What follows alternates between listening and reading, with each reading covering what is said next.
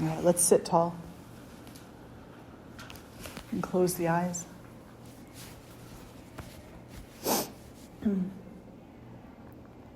Take a nice breath in, a nice breath out.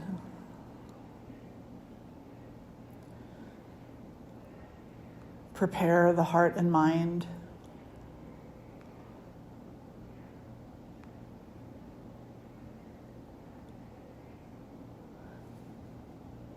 Ask all parts of yourself to be present, to come together in presence.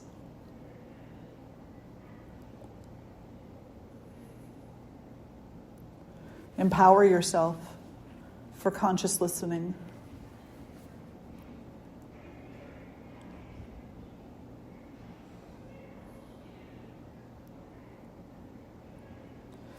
Draw the hands together in front of the heart.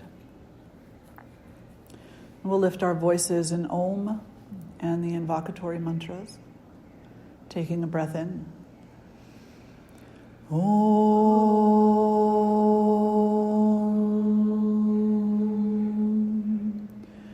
Shri Gurubhyo Namaha Hari Om Ganana Antva Ganapatigam Havamahe Kavin Kavinam Upamashravastamam Jesdarajam Brahmanan Brahmanaspata Anav Shrinvanuti Besidha Sadhanam Mahaganapataye Namaha Prano Devi Saraswati Vajebhir Vajini Vati Dhinama Vitriyavatu Ano Divo Brahataf Parvata Da Saraswati Ajata Gantu Yagnyam Havan Devi Jujushana Gritachi Shagman Nova Chamushati Shrinotu Vagdevyai Namaha.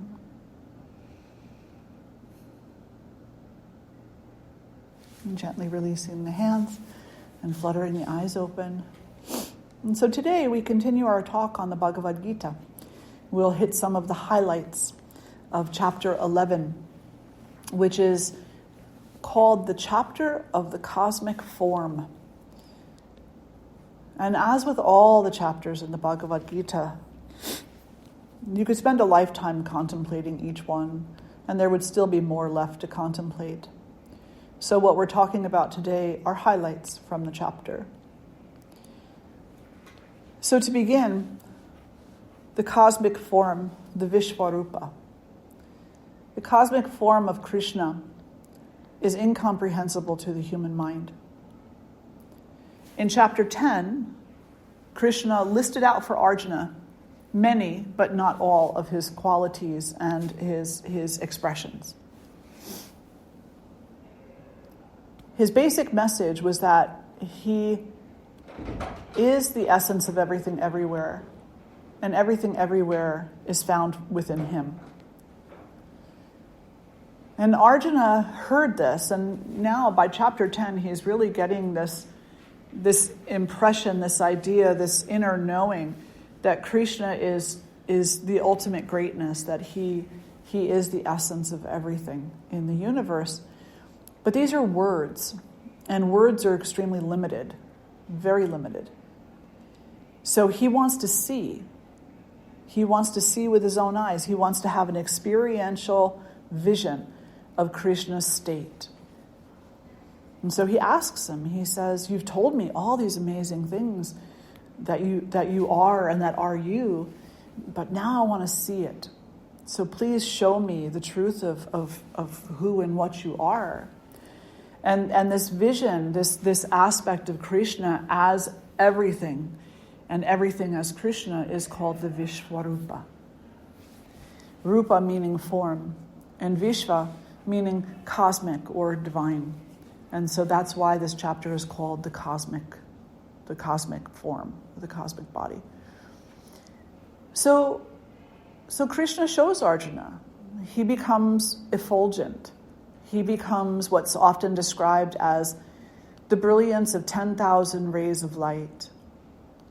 he becomes this effulgent form that is also formless. It's beyond description, even though they try to describe it in the Gita.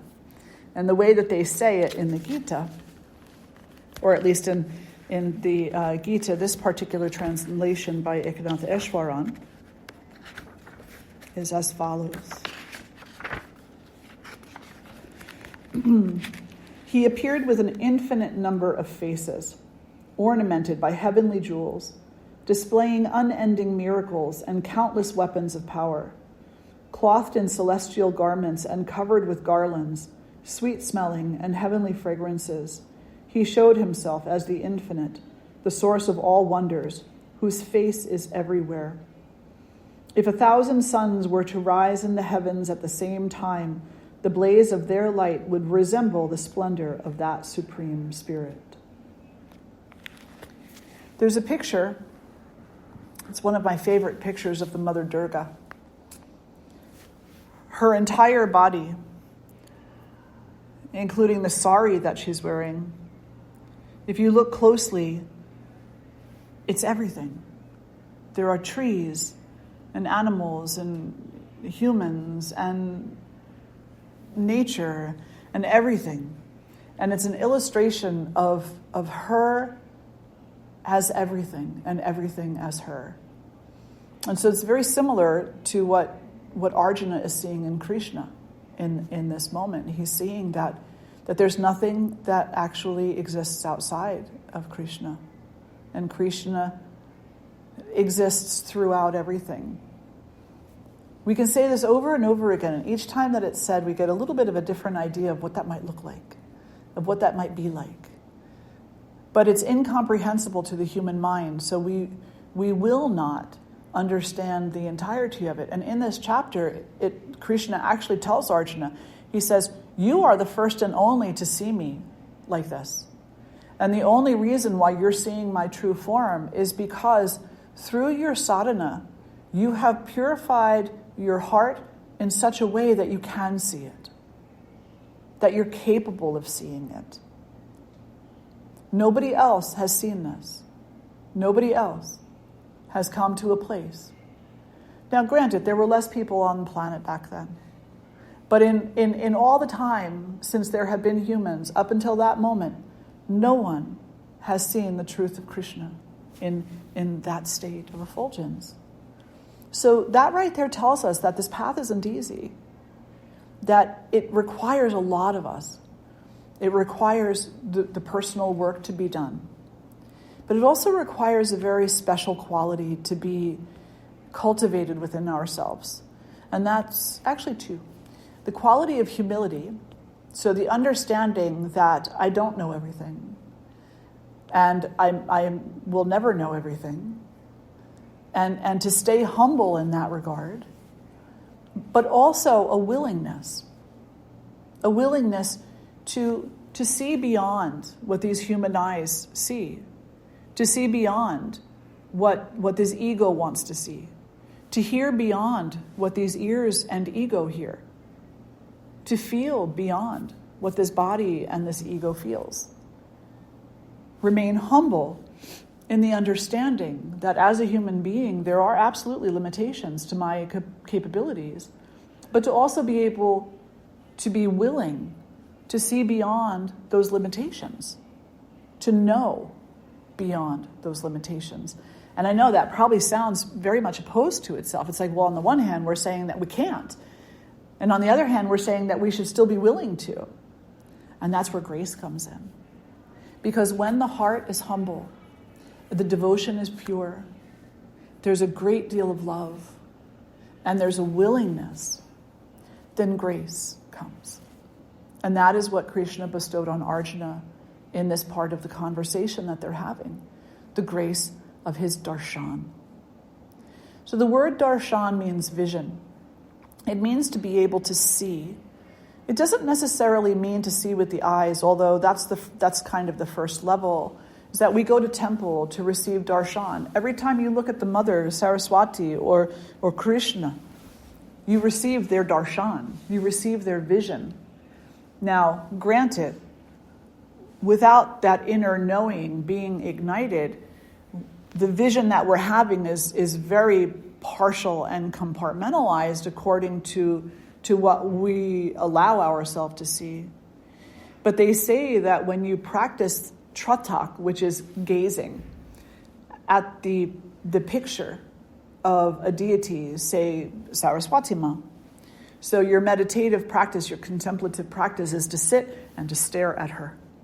And to sit and to stare at her lovingly with the proper bhavana, the proper attitude and sincerity. Then eventually, without ever having to hear a word or say a word, you will completely come to understand her virtues, what she represents, the fullness that she actually is, that your heart and your soul will come to understand that without hearing a word or uttering a word. All you need to do is sit and stare at her in contemplation and allow that contemplation to move deeper into a state of meditative absorption, a place where you're one with her. It's like partnership, right? So if we look at our human relationships, we walk alongside another person. And we don't really ever kind of know that person completely. We get a good idea of who they are. But there is always this fear in the back of the mind that, or this idea that I don't really know everything about this person, but I want to. So we ask them questions. And we rely on their answers to indicate to us the kind of person they are, what they're willing to do, what they're capable of doing. And we build a picture around that. And that's a picture that's easily broken. Because, number one, we typically start our relationships off in falseness. And what I mean by that is we typically dress ourselves up to be the very best version of ourselves. We put on our best dress or our best suit. We comb our hair. We put on our best perfume, our best jewelry, whatever it happens to be. We talk in our best language. We're funny, right? We impress on purpose. And then as time goes by, that's called the honeymoon. As time goes by, we impress less and less and less and less. And then suddenly the partner is left with a sense of being let down in some regards because we're not the same version of ourselves that we led them to believe we are. And this is true across relationships. It doesn't matter how great the relationship is. There's always a component of this because our first impression of someone in that regard, when we're looking at the physicality of a person, is never accurate. It's all this much accurate. Tiny, tiny, tiny little bit. But there are moments in a relationship where we feel at one with the other person, where we feel like there is no barrier between us. We are completely cohesive. We are completely unified. And in human relationships, sexual interaction is actually one of those very beautiful experiences where you are together in unison, where you're no longer, hopefully, being selfish, where you're no longer relying upon that first perfect vision that you had of a person or any other construct of your mind about that person. You simply melt into them and they melt into you, and there's a beautiful unison. And a lot of teachers use that type of an example because it's one that we can kind of understand if we've ever had an intimate relationship with someone. Intimacy on any level is like that. So if you have a memory of a moment where you felt completely merged with a human being, now take that times 10,000. Take that intimacy to an entirely different new level. And the practice of tratak, the practice of gazing at the Divine Mother or at Krishna or at any other aspect of God, that's where it brings you to. It brings you to the point where you are completely consolidated, where you are completely unified, where there is no thought of, oh, look how pretty her sari is. Oh, look, she's riding on a swan. That's interesting. None of that exists. There's no makeup. There's no first impression. There only is. There only is. It sounds very romantic, doesn't it? It truly does. And sadly, there are human beings out there are teachers out there who take that type of an example and they exploit it, and they're ignorant in that regard, because people end up getting hurt. People end up getting hurt when they take and try to use sexuality as a teaching tool. And what I mean by that is they exploit sexuality. It becomes more than a conversation of trying to illustrate the level of intimacy that can exist in our relationship with divinity, with that consolidation, with that unity, and it goes into a sense of self-gratification. Does that make sense? Yeah. So ignorance is our number one obstacle. We tend to stop along the way and get lost. As we're climbing the mountain of self-awareness, we tend to become distracted and diverted by smaller accomplishments. And so there's a huge problem in the spiritual community in the West right now, just exactly that, where teachers are exploiting the teachings and exploiting the intimacy of the teachings and exploiting in order to get what it is that they feel will make them powerful, that they feel will satisfy them. They are misusing, mislabeling, misunderstanding, and harming as a result. It's not that there's not some kind of a benefit to their teaching when they're in moments of genuineness. It's just that it's covered over by ignorance. Because how do you build trust in that situation? How do you build trust when the teacher is the one who is doing the harm?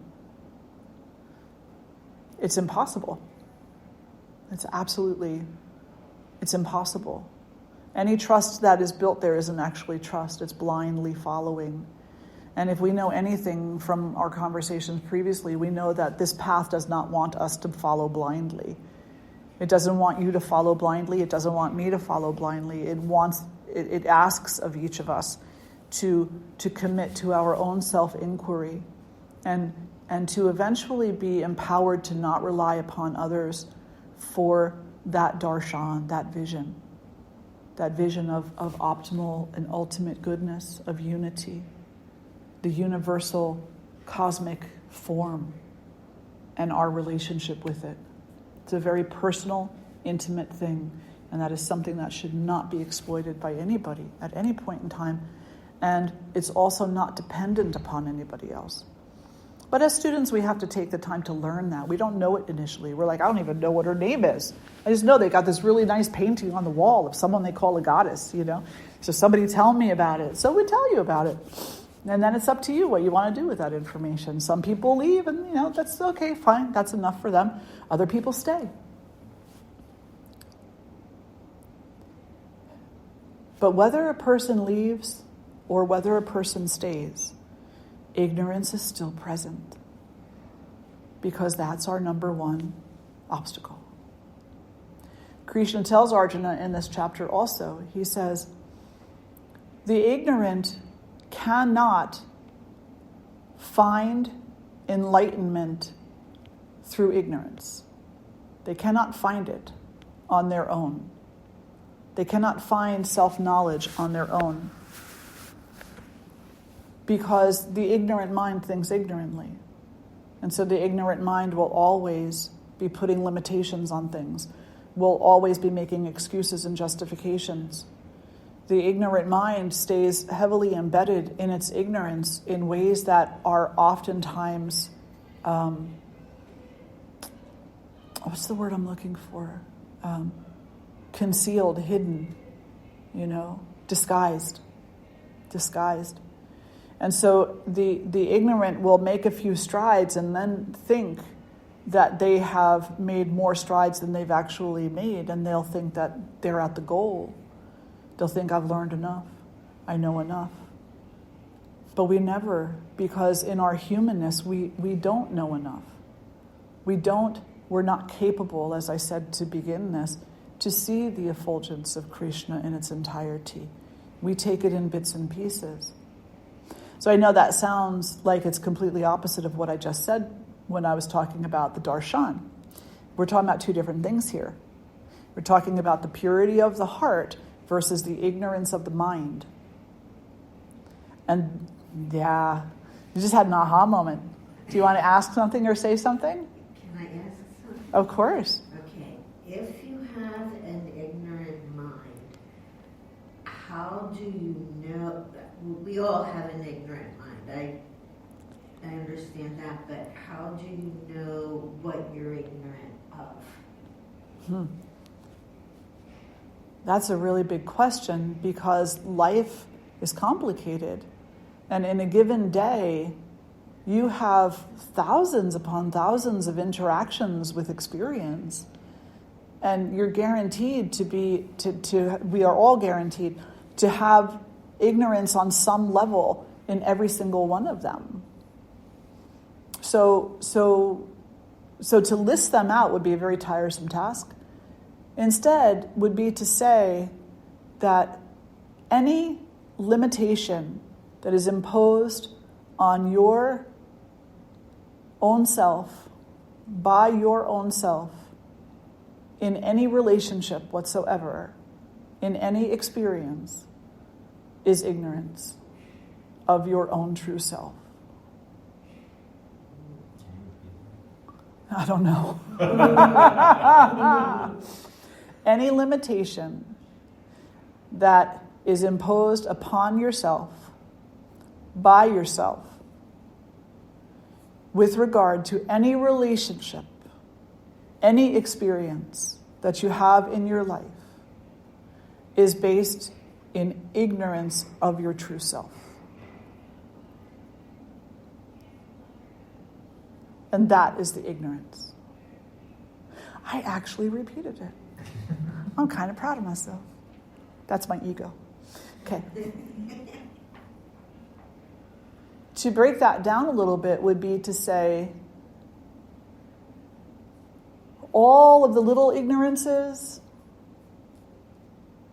So you know what was that movie where they put water on the little fluffy thing at midnight and it... Yeah, right? Right? I always try to make it approachable. People know that scene. You all said it.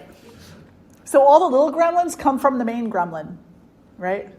And the main gremlin is ignorance of the true self, is a lack of self-knowledge.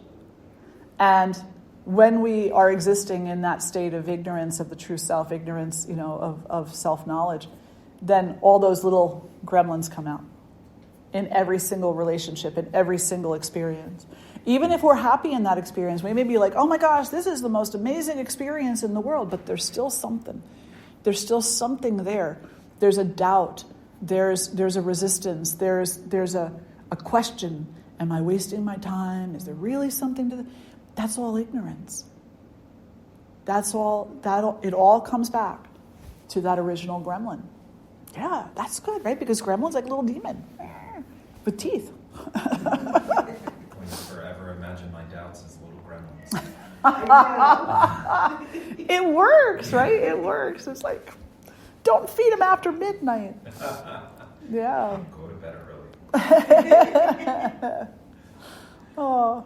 So Krishna tells Arjuna in this chapter, he says, so the ignorant will never be able to get themselves into a state of self-awareness and self-knowledge through ignorance. It doesn't work that way. So grace is present. Grace comes to us. And how does grace come to us? Grace comes to us when even in our moments of doubt, even in our moments of resistance, we say yes, I'm going to practice. Yes, I'm going to serve. Yes, I'm going to cultivate some awareness, some level of awareness. Even if it's not absolute awareness, I'm still going to deepen my sincerity, my inquiry into my own self, capital S self. And I'm going to do my very best to avoid those behaviors, and maybe avoid isn't the best word here, but initially I guess we have to avoid. Eventually we want to evolve. But initially I'm going to do my very best to avoid those behaviors, those beliefs and tendencies that cause myself and others pain and suffering, that keep us enshrouded in this state of deep ignorance. Because the more that you hurt someone, the more you are engulfed in ignorance, because you're causing yourself guilt, you're causing yourself panic, you're causing yourself fear, just because you committed that action. So don't commit the action. You know how they say, does it hurt when you point your finger? Then don't point your finger like that. Does it cause you suffering when you hurt another being or yourself? Yes, then don't do it. And students will say, but how do you not do it? By not doing it. It's just that simple.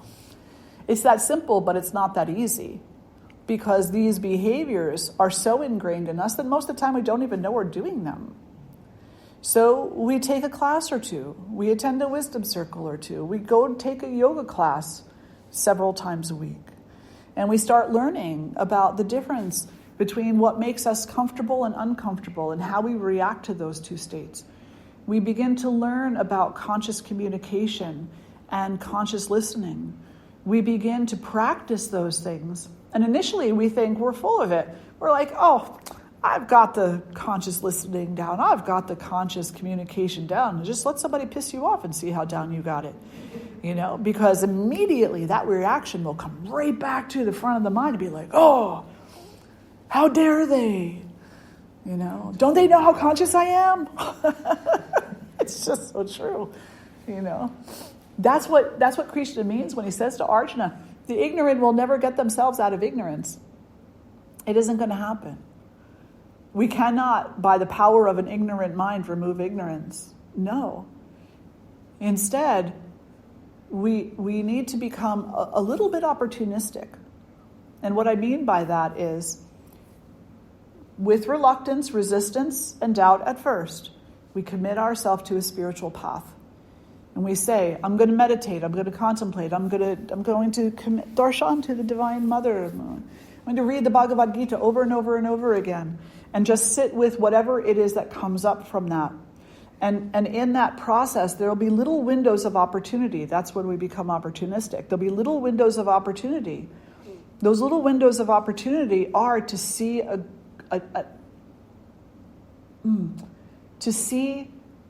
different possibility, a deeper potential, to recognize, even if it's only in one specific situation, I don't have to be reactive here. Wow, I don't. And then to walk away feeling really good about that, you know. Oh, I can love a little deeper here. Okay, to walk away feeling really good about that. Oh, you know, I actually don't need to kill that bug.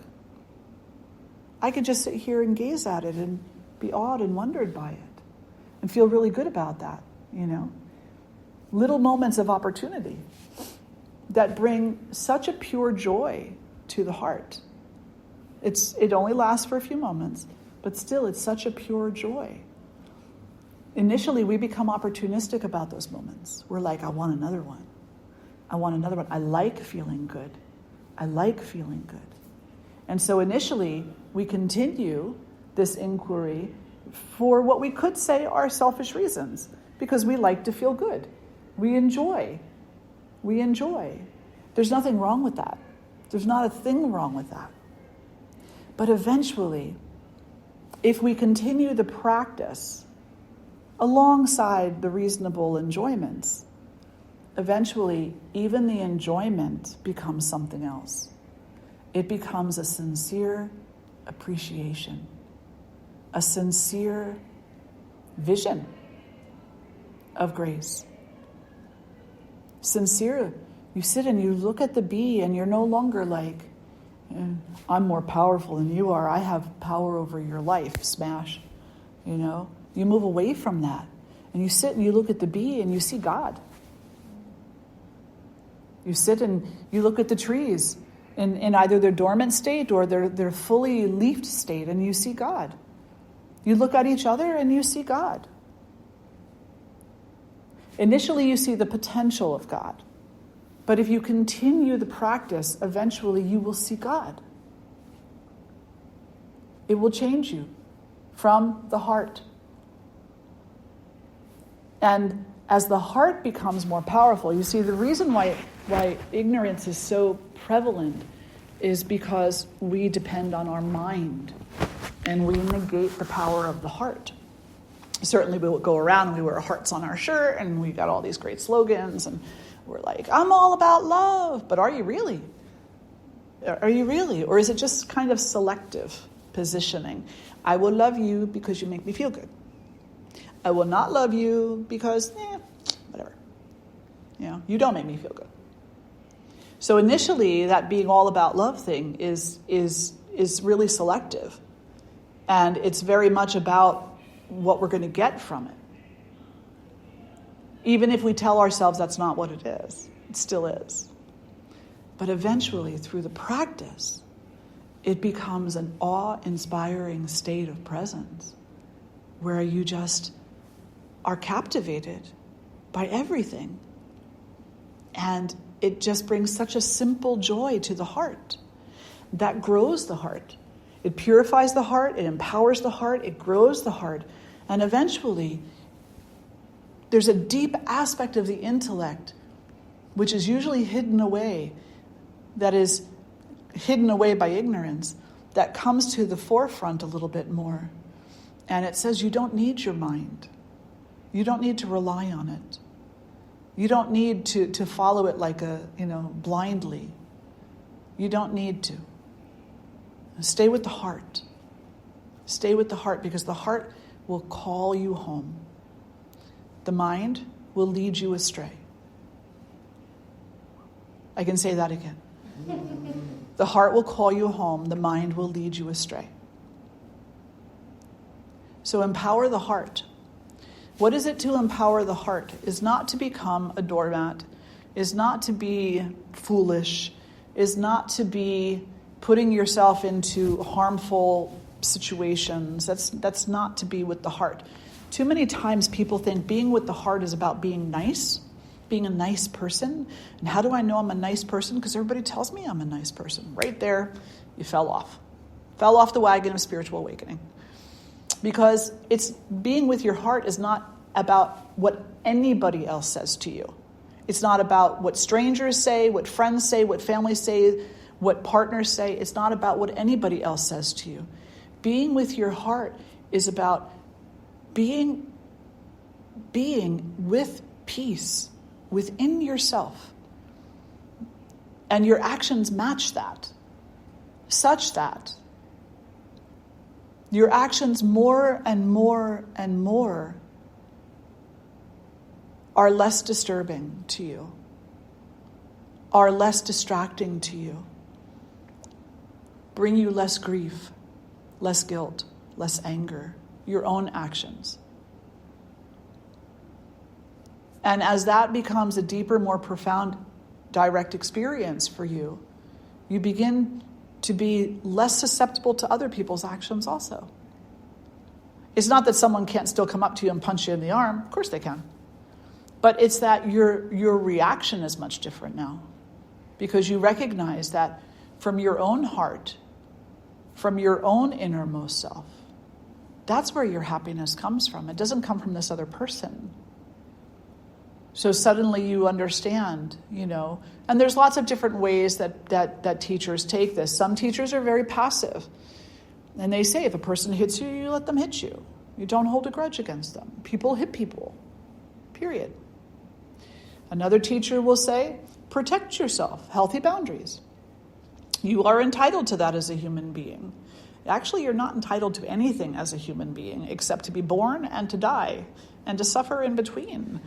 That's the only thing that we're entitled to as human beings. A little bit of happiness along the way too, maybe, if we're fortunate.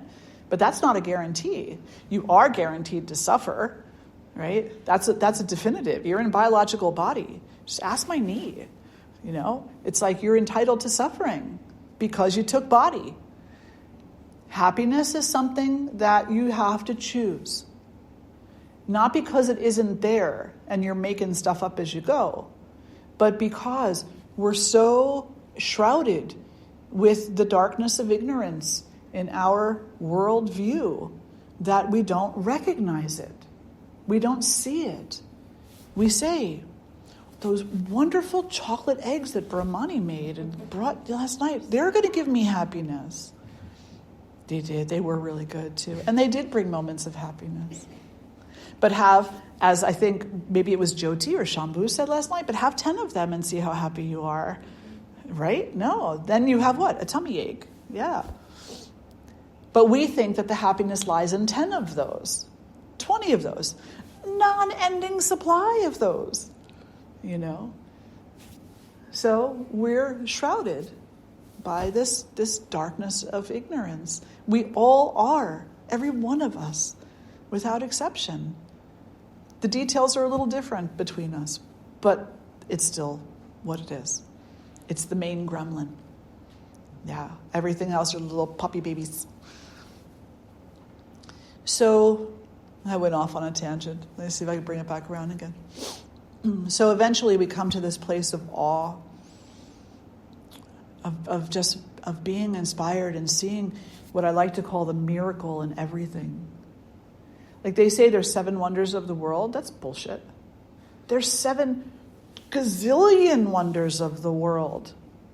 Like gazillion. There's more, I don't even know. Whatever the number is, it's an infinite number that just can't be even stated. Every single thing is an absolute miracle, an absolute wonder.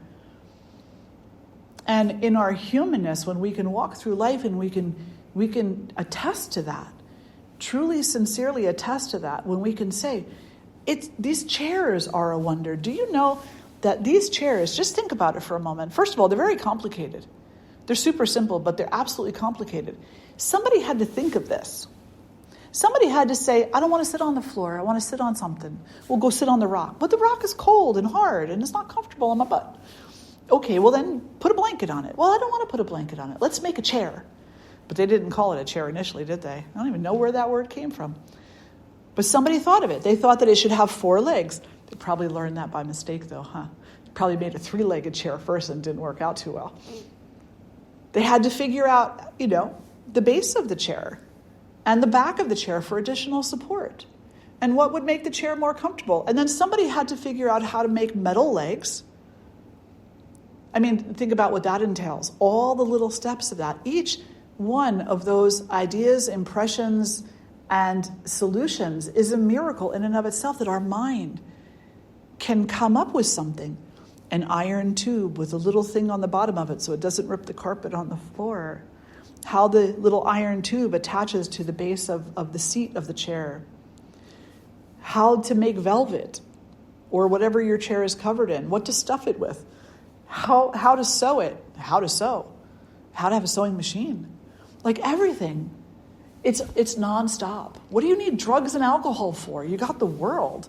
You've got all these miracles of the world that can just cause you to be so giddy and pleasantly, amused with everything. That's Ganesha. Ganesha is always pleasantly amused. Ganesha is amused by the butterflies.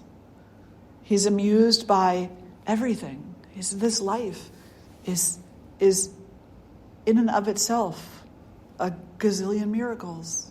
One right after the other, right on top of the other. Now, in our ignorant state, we don't see that. We say, I don't want to get up this morning. I just want to lounge here in this cloud of misery. I don't want to see the miracle. The practice purifies the heart, empowers the heart, and allows the calling of the heart to become much louder than the ignorance of the mind.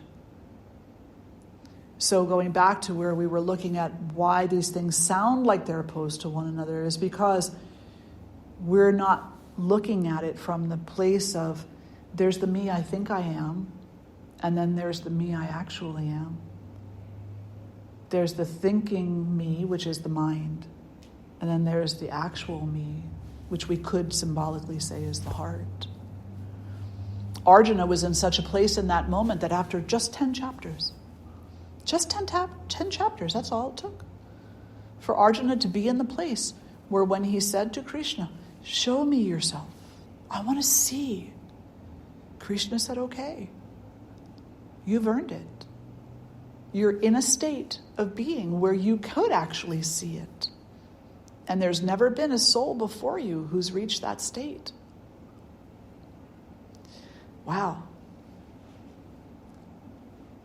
We want to see Durga, Kali, Saraswati, Krishna, the truth. Then we have to prepare ourselves for it. We have to commit to our practice. Cultivate the heart, the devotion, the bhakti, the bhavana, and move away from the limitations, from the ignorance, and from the excuses, the justifications, the fear.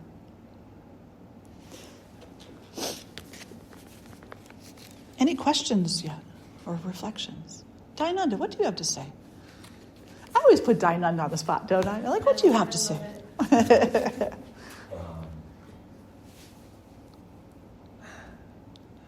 always love that he shows Arjuna his form, and then Arjuna's like, okay, please stop. That's enough.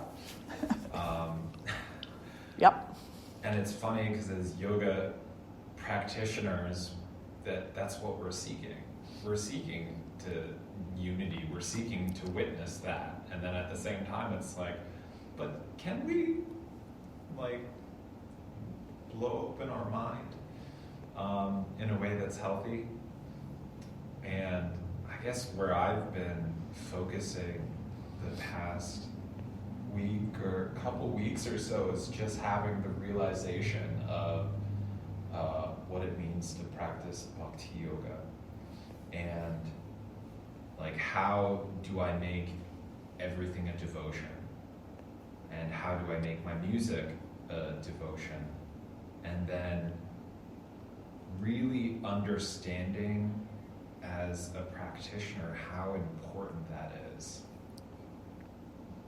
Like, because if yoga is union, it is divine union, then everything we have to do has to be geared towards that. And then how, you were talking about, like, oh, how do you, like, know as an ignorant person when you're ignorant? Like, you can't figure that out. And it's like, yeah, you can.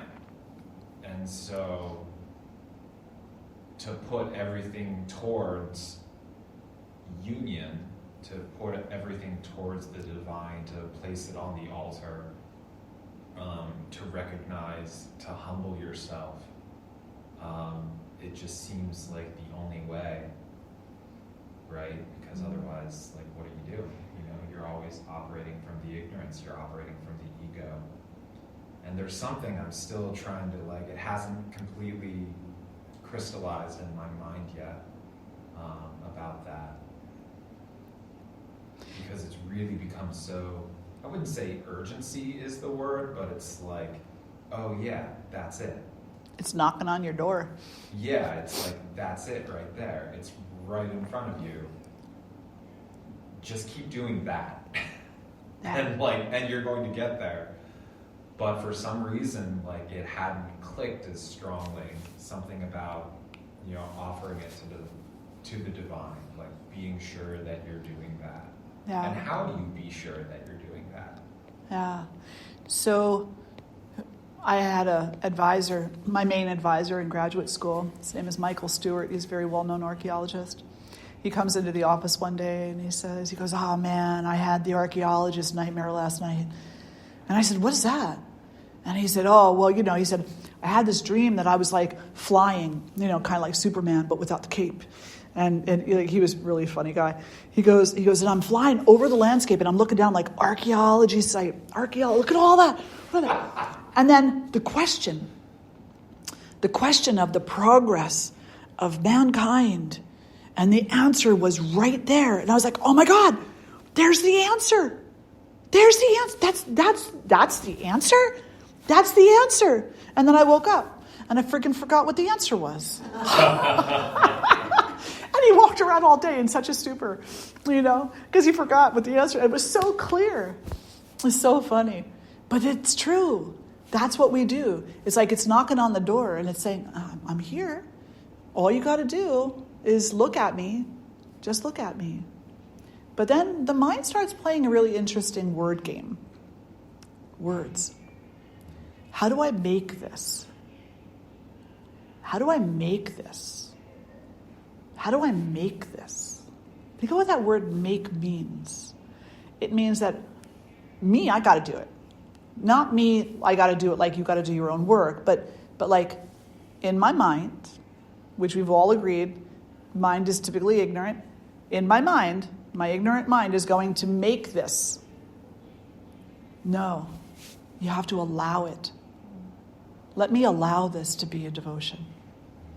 Let me allow this to be the devotion that it is meant to be. Because it already is. It's just that, we call it a rain jacket or a slicker. We forget its primary function is just to protect us from the rain. And it doesn't really matter what we call it. But we use the words to try to define the thing. And some people are so averse to slickers, and other people are so averse to rain jackets. But the utility of the thing is what it is. So every action that we have, the utility of every action, if we're going to kind of put it in that word, utilitarian words, the utility of every single action that we take is that it in and of itself is meant to be a devotion already. So we can't make it a devotion. But what we can do is allow it to be what it is. Yeah, does that make sense? How do I allow it to be a devotion? By being humble and saying to yourself, either out loud or quietly, I see God here. When you go home later and you see Brahmani with that little baby in her belly, you say, I see God here. That's easy, right? Then you go to the store and someone pisses you off and you say, I see God here. That's not so easy. You want to get all snarly and growly about it, right? But you still tell yourself, I see God here. It'll change because now the first thing that you've said is, I see God here. It's not this freaking jerk. It's the acknowledgement, I'm going to see God here. I do see God here. God is here. And actually, just God is here. God is right here. This is God. It'll change. It'll just change, and then you'll come up to another brick wall and you'll hit your head against it a few times. And then you'll be like, more questions. There's always going to be more questions. How do you allow? By seeing God. See God there. That's really the only answer. That's really the only answer. You're trying to talk a mind into not being a mind. Not going to work here. It's a great reflection, though. Any others? So Dayananda brought up a really important point, and actually I'll read this right from the chapter. Poor Arjuna. He just goes through so much. He really does.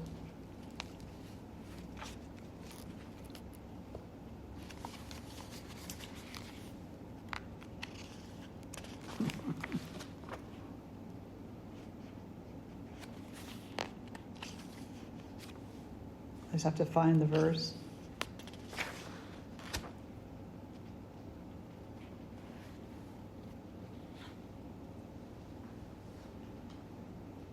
Oh, okay. You are the Father of the universe, of the animate and the inanimate. Right there, everything. It's not just living beings. It's everything. It's the animate and the inanimate. You are the object of all worship. You are the greatest guru. There is none to equal you in the three worlds. Who can match your power? O gracious one, I prostrate myself before you and ask for your blessing. As a father forgives his son, or a friend forgives a friend, or a lover forgives a beloved, so should you forgive me. I rejoice in seeing you as you have never been seen before. Yet I am filled with fear by this vision of you as the abode of the universe. Please let me see you again as the shining God of gods. Though you are the embodiment of all creation, let me see you again, not with 1,000 arms, but with only 4. Yes, 4. Carrying the mace and discus and wearing a crown. Let me see you the way that I can relate to you. Because I can't relate to you, even though that's awesome. I don't know what to do with it. So let me see you in the little things. And this is important. Let me see you in the little things. Not only think of you as this effulgence that no one else has ever seen before, because that's too far away. So if we move along our spiritual path thinking that someday we're going to get to see that effulgence, someday we're going to come to know that, someday, then we're going to miss every day between now and then. So instead, back it up and see the light in every little thing, every person, everything. Krishna says, Arjuna, through my grace you have been united with me and received this vision of my radiant universal form, without beginning, without end, which no one else has ever seen. Not by knowledge of the Vedas, nor sacrifice, nor charity, nor rituals, nor even severe asceticism has any other mortal seen what you have seen, O heroic Arjuna. Do not be troubled. Do not fear my terrible form. And Krishna has a terrible form because his terrible form has like 10 heads all full of big teeth, jagged teeth, and he eats universes, and so they describe him in this way that it's actually, kind of terrifying. It's like the stuff of, maybe some horror movies. But it's not really terrifying because it's the natural nature of the cosmos that things are born into existence, they're maintained for a little while, and then they end. And when stars implode, it's pretty, but it's not unviolent, in our way of talking about things. It's pretty scary to think about that, and to think that our own sun, our own star may implode one day, because that's the nature of things. But we look at the nature of things and we have our likes and dislikes, and that's what Krishna is saying to Arjuna. You don't need to be afraid of that anymore. You've been given the wisdom now. Now you have the truth. Don't turn your back on it in fear. But still, I'll come back to my typical smaller form for you. That's fine. So don't be troubled. Do not let my terrible form create fear for you. Let your heart be satisfied and your fears dispelled in looking at me as I was before. Having spoken these words, the Lord once again assumed the gentle form of Krishna and consoled his devotee who had been so afraid. Arjuna said, O Krishna, now that I have seen your gentle human form again, my mind is once again composed and returned to normal. What is normal? Some level of ignorance and forgetting, right? Let's hope Arjuna never forgets what he has been gifted to see. Krishna said, it's extremely difficult to obtain the vision you have had. Even the gods long always to see me in that aspect. Neither knowledge of the Vedas, he says this twice, so it must be important. Neither knowledge of the Vedas, nor austerity, nor charity, nor sacrifice can bring the vision you have seen.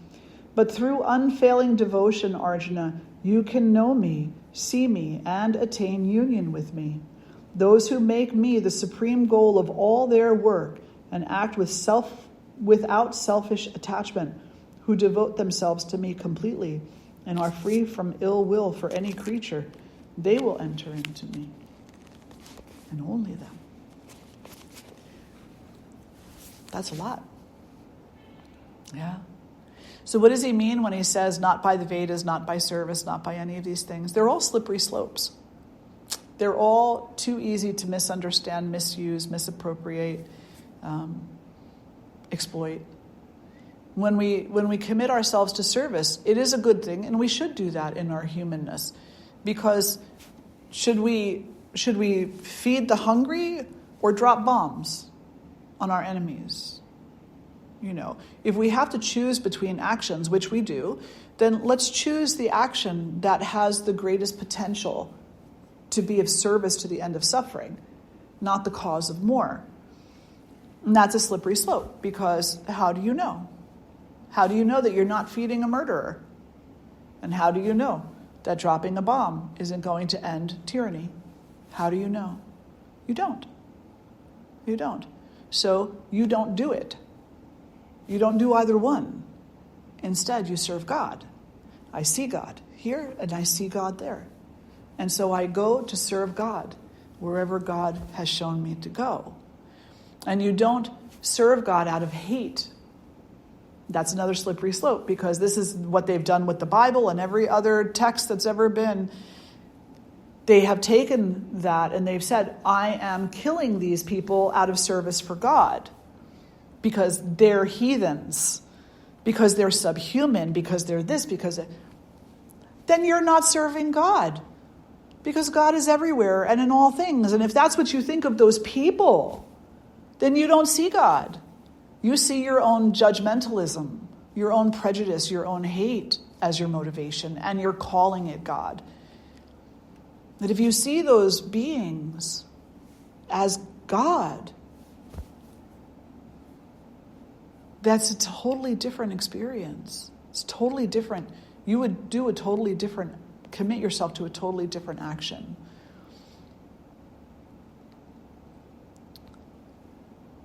Does that make sense? Okay. Want to say something else? No. Any questions or reflections? Let me do a time check. We're right at 11:29. I'm impressed with my egotistical self. Whenever we're impressed with ourselves, of course it's our ego. Whenever we hate ourselves, of course it's our ego. Whenever we pat ourselves on the back, of course it's our ego. The ego is worried about accolades. That's what the ego concerns. It wants to know. Tell me I'm worthy. But when we just sit there and allow, say, this is for God. I don't need accolades. This is for God. I don't need thank yous. This is for God. I don't need anybody else to see it. It's not necessary. Someone said to me once, you used to practice in class with the students all the time.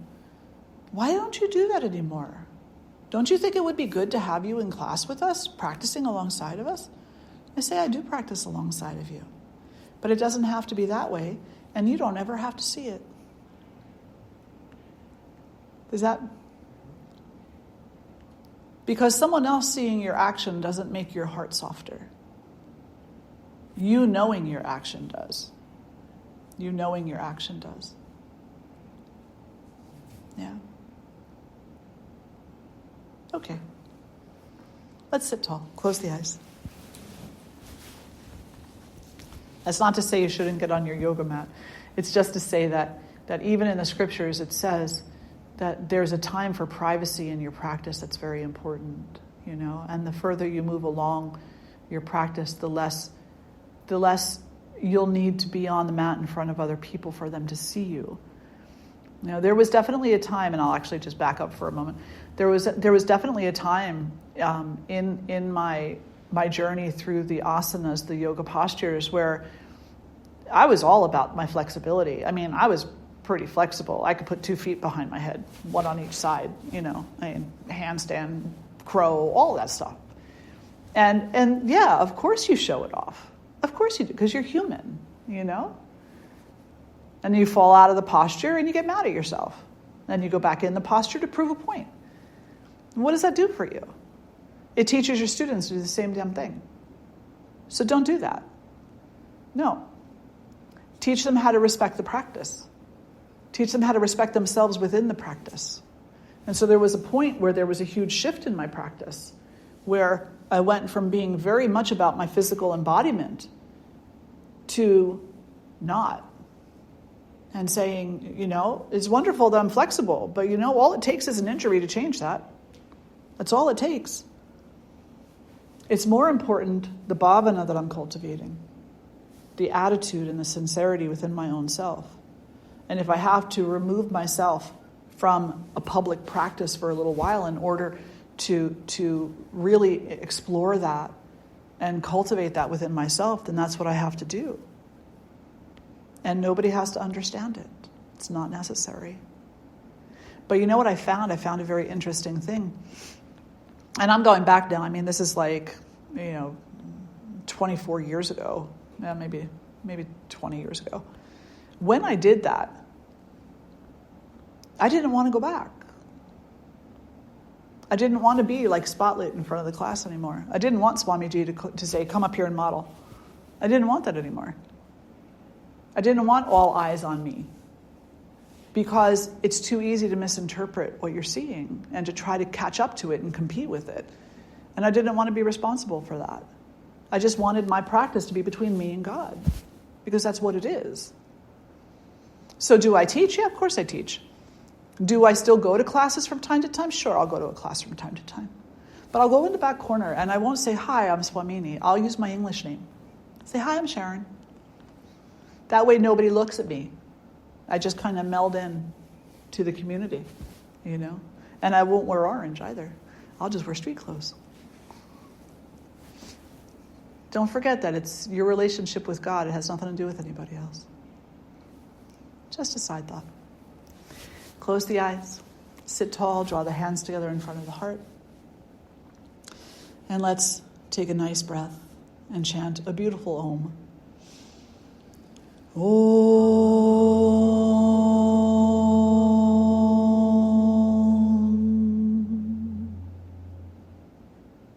Jai Mata Di.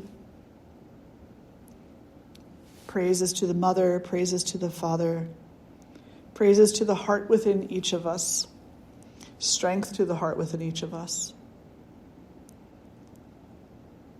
and peace to the mind. Thank you all so much for being here today.